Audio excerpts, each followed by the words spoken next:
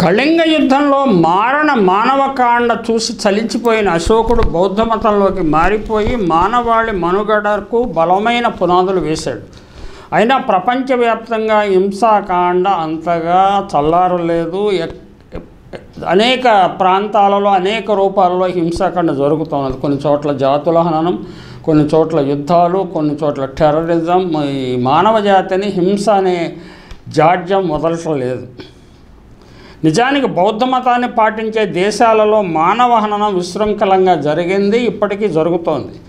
ఉదాహరణకు రెండో ప్రపంచ యుద్ధానికి జపాన్ కారణమైంది. అణుబాంబుల వర్షంతో జపాన్ సర్వనాశనం అయింది. ఇది బౌద్ధ ధర్మాన్ని పాటించే దేశమే అనే విషయం మనకు తెలుసు కదా.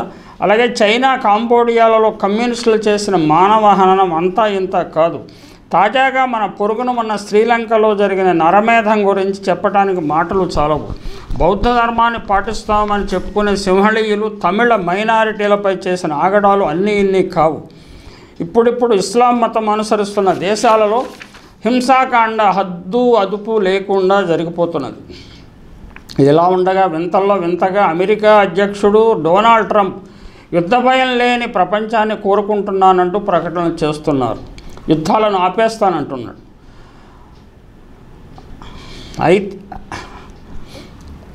5,000కు పైగా అణు క్షిపణులతో ప్రపంచ దేశాలకు కంటకింపుగా తయారైన అమెరికా నుంచి ఇటువంటి ప్రకటనలు రావటం విడ్డూరంగానే ఉంటుంది.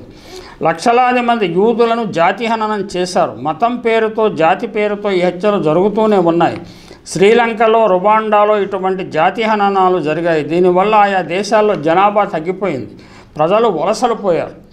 1941 నుంచి 1945 మధ్యకాలంలో 60 లక్షల మంది యూదులను చంపివేసినట్లు లేక గాయపరిచినట్లు అంచనా. రెండో ప్రపంచ యుద్ధం జరిగిన 1939 నుంచి 1945 కాలంలో దాదాపు 8.5 కోట్ల మందిని చంపేశారు.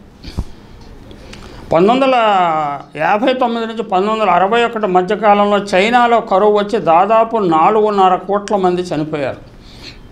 అలాగే 16 నుంచి 19వ శతాబ్దం వరకు అట్లాంటిక్ ప్రాంతంలో జరిగిన బానిసల వ్యాపారంలో 1.5 మంది చనిపోయినట్లు అంచనా.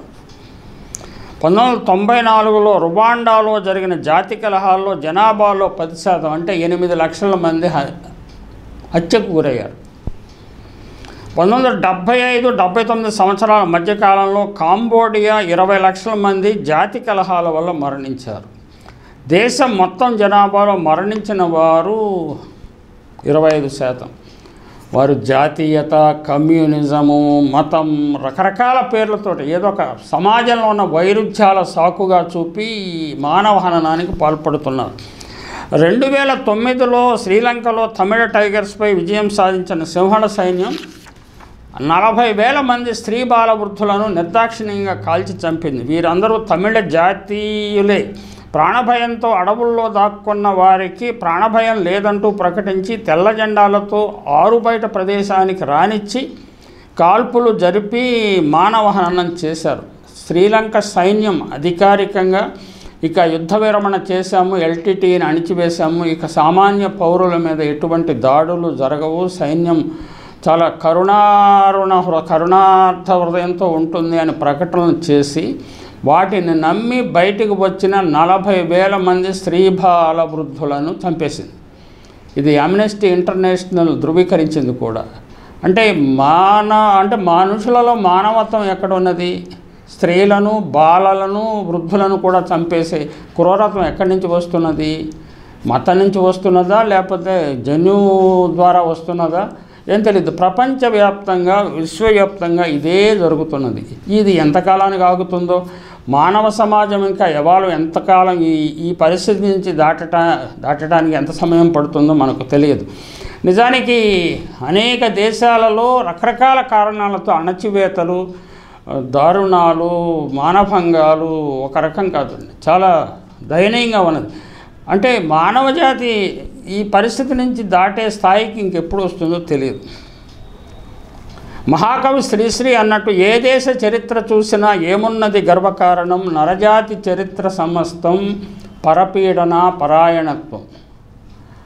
అది అశోకుడి కాలం నుంచి ఉంది, అంతకు ముందు ఉంది, మధ్యయుగాలలో ఉంది, ఇప్పుడు కూడా ఉంది. అది అంటే 21వ శతాబ్దంలోకి వచ్చినప్పటికీ మానవుడి నైజం ఏమాత్రం మారుతున్నట్లుగా లేదు. మరి అమెరికా అధ్యక్షుడు డొనాల్డ్ ట్రంప్ ప్రపంచ చరిత్రను తిరగరాస్తారా? ఏమో, అనుమానమే.